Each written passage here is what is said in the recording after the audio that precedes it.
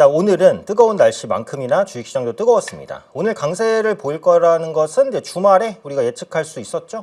종전에 대한 기대감이 거의 극대화가 됐고, 사실상 이란에서도 종전을 오케이한 모양새입니다. 그러니까 그동안 트럼프 대통령이 계속 이제 종전을 말할 때는 신뢰감이 없었잖아요. 그래서 제가 지난주 금요일에도 이번에는 진짜 종전인가 하면서 이제 물음표를 달았었는데, 이번에 이란이 종전에 어느 정도 호응해주는 모습을 보이면서 진짜 종전이 됐구나. 그리고 어차피 이제 종전으로 진짜 가는지 안 가는지는 유가를 보시면 됩니다. 국제 유가가 하향 안정화가 됐기 때문에 이제 종전으로 가는구나라는 걸 조금 더 확신할 수 있었던 그런 시간이 되지 않았었나 그런 생각입니다. 그래서 글로벌 인플레이션 리스크가 좀 완화가 되는 모양새예요. 그러니까 그동안 우리가 미국과 이란의 전쟁 자체가 리스크였다라기보다는 그것 때문에 호르무즈가 봉쇄가 되고 유가가 올라가고 그것 때문에 인플레이션이 발생하면서 금리 인상까지 갈 수 있으니까 이게 두려웠던 거거든요. 그래서 국제 유가가 하락하게 되면 인플레에 대한 리스크는 많이 완화가 되기는 합니다. 근데 그렇다고 해서 현재부터 리스크가 아예 없다 이렇게 보기는 좀 어려울 것 같아요. 근데 이번 주에 FOMC 회의가 예정돼 있습니다. 그래서 케빈 워시 의장이 주재하는 첫 회의이기 때문에 일단 케빈 워시가 어느 정도 매파적인지 아니면 종전을 계기로 살짝 비둘기적인 언급들을 하는지 그런 부분들은 확인하실 필요는 있어요. 그래서 FOMC 전후로는 시장의 변동성이 한 번 더 크게 실릴 가능성이 있다. 이 부분은 염두에 두시고 대응해야 될 것 같습니다.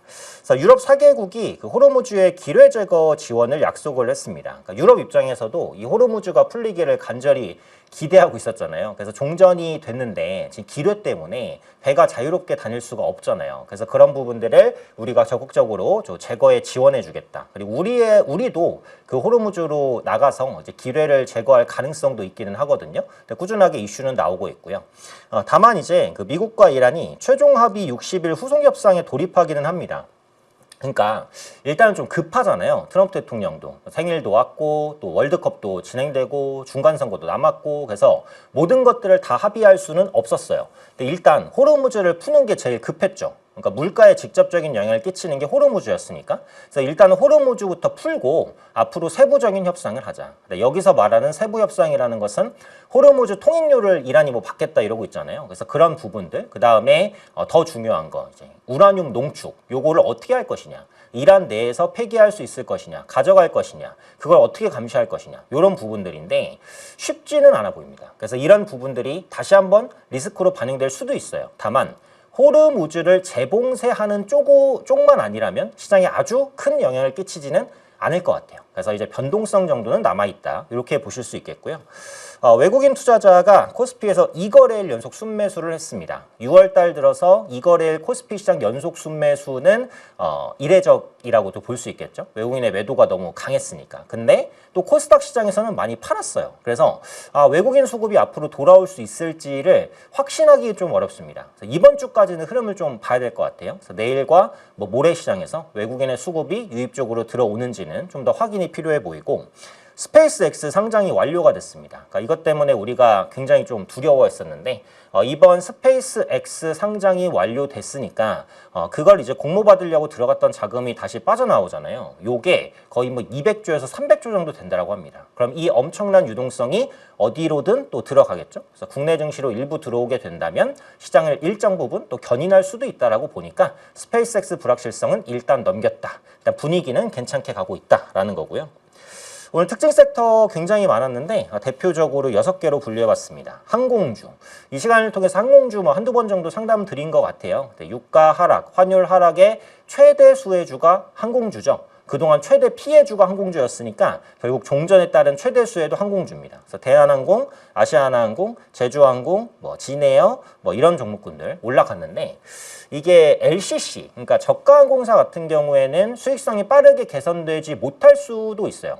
그러니까 지금 가격 경쟁이 너무 심해서 마진을 내기가 좀 어렵거든요. 그러니까 유류 활중료에 대한 부담이 줄어들고 원화가 강세로 가고 이러면 이제 유리한 건 맞는데 실적이 드라마틱하게 좋아지기는 좀 어려워 보입니다. 그래서 그 수혜는 대한항공이나 아시아나항공 이런 대형 항공사가 가져갈 것 같아요. 특히 항공 화물도 호조를 보이고 항공 화물 운임이 4월부터 인상이 됐습니다. 그리고 유류 할증료가 다음 달부터 이제 국내선은 인하가 됐어요. 내일 국제선에 대한 유리할 종료가 결정되는데 아마 인하될 것 같아요. 그리고 이거는 호르무즈 해제가 풀리기 전에 인하가 된 거예요. 유가가 선제적으로 꺾였으니까. 근데 이번에 유가가 추가적으로 꺾였잖아요. 그렇기 때문에 추가적으로 유류 할증료는 인하가 될 겁니다. 이게 타이밍적으로 괜찮다고 생각하는 이유는 휴가 시즌이기 때문이죠.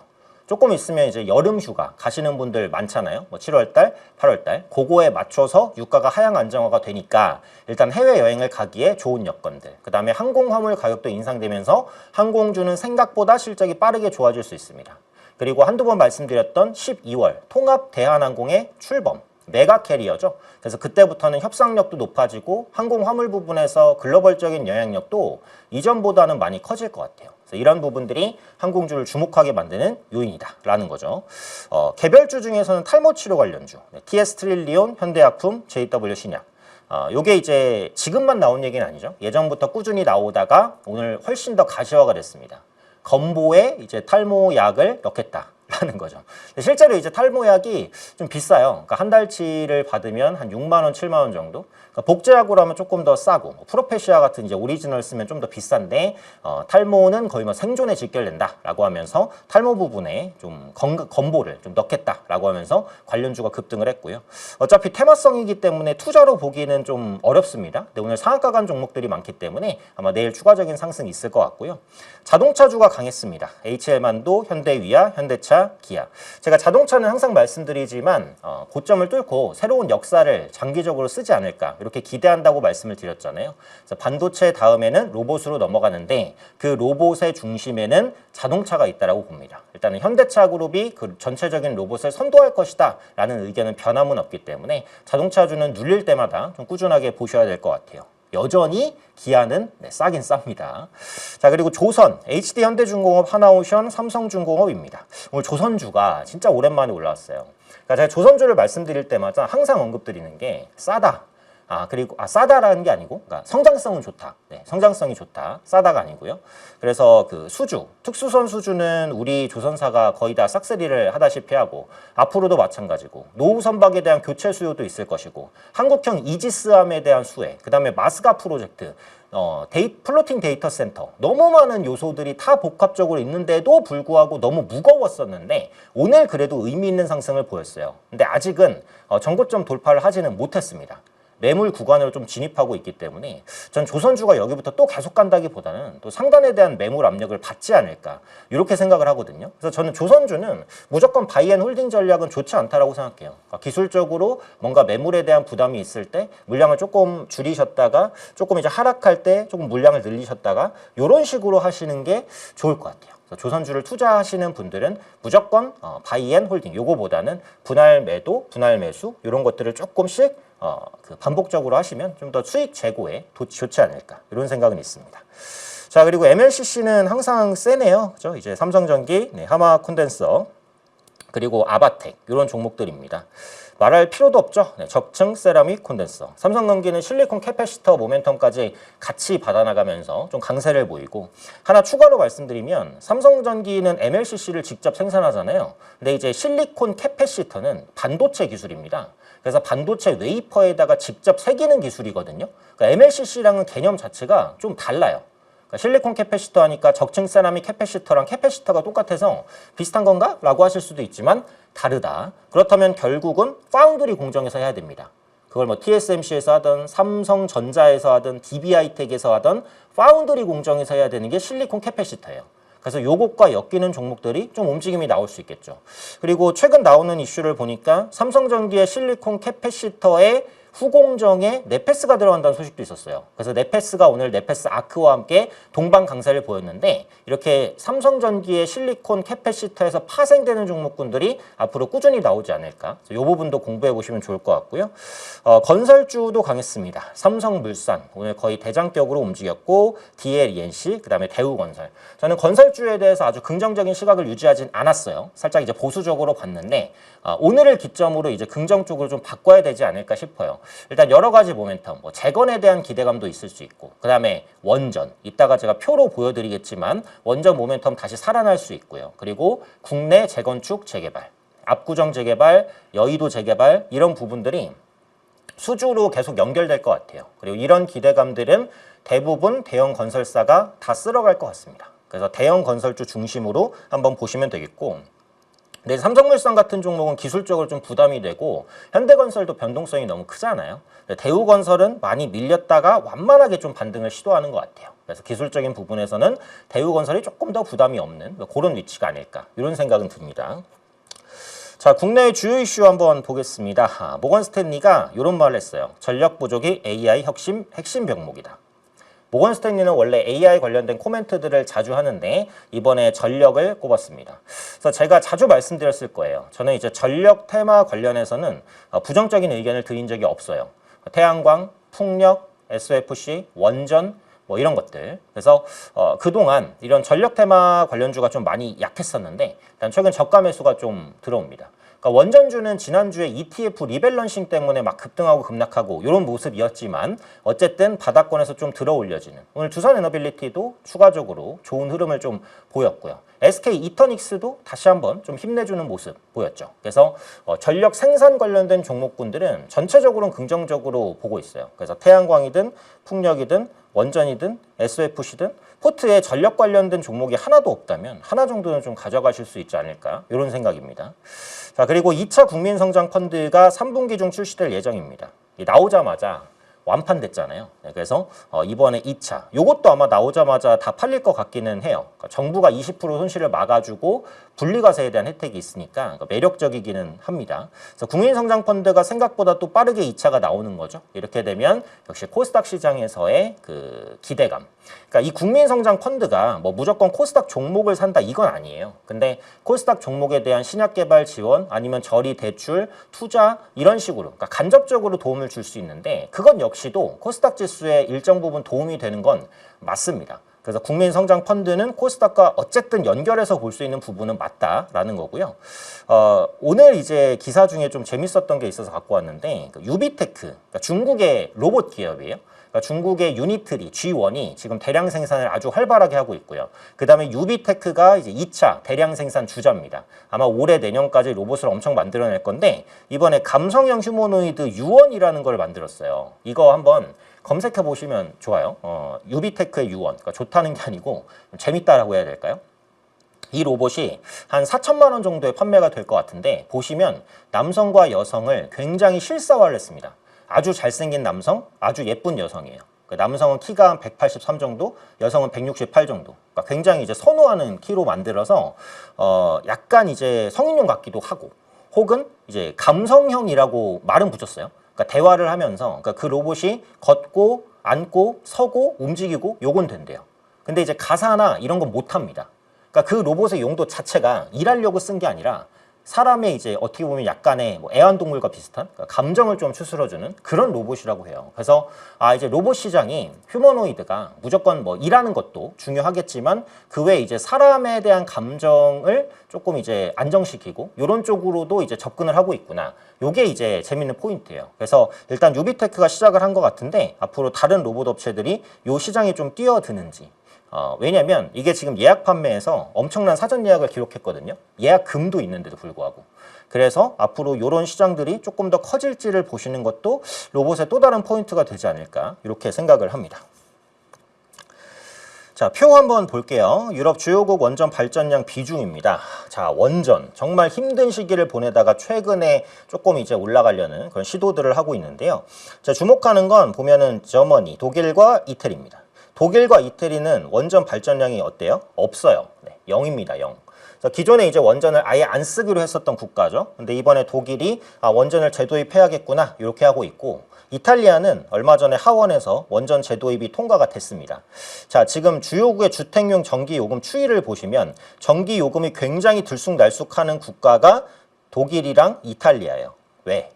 원전이 없기 때문에 호르무즈 그 폐쇄에 대한 그 영향이 엄청 심각하게 와요. 그러다 보니까 우리도 스스로 에너지를 만들어야겠다. 이런 부분들은 어쨌든 국내 원전주에는 당연히 기회죠. 독일이라든지 이탈리아에 대한 수요는 없었던 거잖아요. 여긴 원전을 안 쓰니까. 근데 이제 쓰겠다라고 한다면 새로운 캐파가 생기는 거기 때문에 충분히 기대할 수 있을 것이다 라는 겁니다.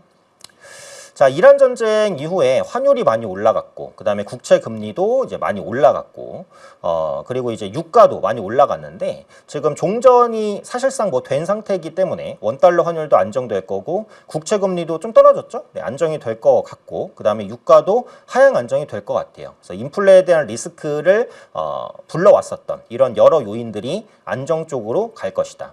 FOMC 이전에 종전이 된 건 정말 다행입니다. 이게 FOMC 이전에 종전이 안 됐다면 분명히 FOMC에서 케빈 러쉬가 외파적인 언급을 할 가능성이 더 높았다라고 생각을 하거든요. 근데 FOMC 직전에 어쨌든 종전이 됐기 때문에 케빈 러쉬가 너무 외파적이진 않을 수도 있겠다, 이런 기대감이 있는 거예요. 근데 모르죠. 첫 회이기 때문에 일단 성향을 확인해야 되니까 FOMC는 일단 결과를 보고 말씀드릴 수 있을 것 같아요.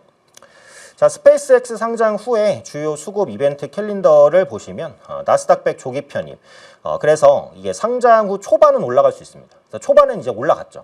상장 날에도 19%인가요? 그렇게 올라갔고, 근데 이제 초기 보호물 예수가 20%가 해제될 때 매도 압력이 시작되고, 실적 발표 후에 10거래일 중 5일 공모가 대비 30% 상회 시 추가 10%가 해제되고, 회차별로 7%, 보호 예수 28%, 머스크 핵심 투자 락업 만료까지, 이게 지금 보호 물량이 풀리는 게 곳곳에 있습니다. 곳곳에. 어떻게 보면 좀 지뢰밭이거든요. 그래서 이런 게 나올 때마다 매도에 대한 압력이 발생할 수 있습니다. 어쨌든 미래에 대한 기대감을 상당히 강하게 끌어온 게 스페이스 X이기 때문에 상장 직후에는 ETF 수급으로 인해서 주가가 견인된다고 하더라도 그 주가의 상승이 계속되기는 어려울 가능성이 높다라고 보는 게 맞아요. 그래서 현 시점부터는 어쨌든 이래 과도한 변동성이 실릴 수 있으니까 이런 부분들은 주의를 좀 해주셔야 된다. 그래서 스페이스 X 관련주에 대해서도 계속 이제 주의 관점으로 말씀을 드렸어요. 그래서 스페이스 X 상장으로 인해서 지분 관련주, 부품 공급주는 흔들릴 수 있다. 대신 저는 한국항공우주, 하나에어로스페이스, 국내 우주항공주가 재평가될 가능성을 본다라는 말씀을 드렸고, 굉장히 많이 하락했다가 이제서야 조금 올라가는 것 같습니다. 그래서 현재 위치는 한국항공우주, 하나에어로스페이스, 이런 종목군들도 좀 관심을 가지셔야 될 그런 시기가 아닐까, 이렇게 생각돼요. 이벤트 간단히 보겠습니다. 아까 말씀드린 FOMC, 이게 핵심이 되겠죠? 6월 18일입니다. 예상치 3.75%. 이번에는 동결을 하겠지만 연말까지 동결을 할지 안 할지, 그러니까 그거에 대한 힌트를 얻어야 될 것 같아요. 그러니까 지금 컨센이 원래는 그 올해 안에 한 차례 정도 금리 인상이 컨센이었는데 지금은 올해 금리 동결로 살짝 바뀐 것 같아요. 그래서 이런 흐름들이 좀 꾸준하게 이어질 수 있는지 그 부분을 보시는 게 중요하지 않을까, 이런 생각입니다. 자, 그리고 금요일에는 그 미국이 휴장을 합니다. 네, 휴장을 해서 만기일이 아마 하루 당겨져서 요 날일 거예요. 그래서 그 부분도 한번 참고를 해주시면 될 것 같아요. 네, 미국의 휴장이 또 기다리고 있고 또 FOMC가 중요하다는 점까지 보시면 될 것 같습니다. 자, 여기까지 보고 그리고 넥스트레이드에서 이제 특징적인 종목이 있는지 한번 볼게요. KC텍, 인탑스, 인탑스 오랜만에 올라왔네요. BH, 약간의 셋업 업체들, 스마트폰 부품 업체들 조금 올라오고요. 기판 관련해서 LG 이노텍, 한화엔진 최근에 또 좋죠. 낙폭과대 이후 이제 조선주 수급이 들어오니까 같이 올라가는 것 같고, 한미반도체가 좀 못 갔었다가 시외에서 살짝 올라오네요. 이노테크닉스, 리노공업, HL만도 아까 보여드렸죠. 그래서 반도체 단에서 조금 올라오고, 조선단, 그리고 자동차 부품주 단에서도 일단 소폭 수급이 들어옵니다. 섹터적으로는 일단 오늘 강세를 보였었던 섹터가 상대적으로 넥스트레이드에서도 강세를 좀 더 이어간다, 이렇게 보는 게 맞을 것 같아요. 일단은 이 나스닥이 좀 올랐기 때문에 같이 상승해 가는 그런 흐름들을 좀 보여주고 있다, 이렇게 봅니다. 아까 언급드린 대로 이제 수급, 코스피 시장에서 외국인 2거래일 연속 순매수, 굉장히 반갑죠? 네, 반가운 2거래일 연속 순매수인데 코스닥에서는 그래도 한 1조 정도를 좀 팔았어요. 그래서 이게 코스피에 대한 확실한 수급 전환인지 아닌지 그 부분이 조금 아리까리하기는 합니다. 그래서 이번 주에 외국인 수급이 추가로 들어오는지 여부를 꼼꼼하게 체크를 해보셔야 될 필요가 있겠다고 생각합니다.